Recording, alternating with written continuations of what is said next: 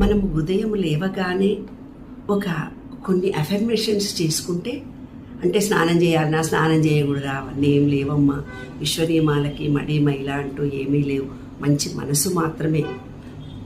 నేను శక్తివంతంగా ఉన్నాను, నేను శక్తివంతంగా ఉన్నాను ఫస్ట్ థాట్. నేను ఆనందంగా ఉన్నాను రెండవ థాట్. ప్రతి పరిస్థితిలో నేను ప్రశాంతంగా జీవించగలను, ప్రశాంతంగా ఉన్నాను, నాకు భగవంతుడు నిరంతరం తోడున్నాడు. ఈ విశ్వం అనే దాన్ని మీరు ఒక భగవంతుడు అనుకుంటే మీలో ఉండే ఎనర్జీ పాయింట్ ఒకటి, ఈ విశ్వంలో ఉండే విశ్వ చైతన్య శక్తితో మమేకమైతే నాకు అతని తోడున్నాడు.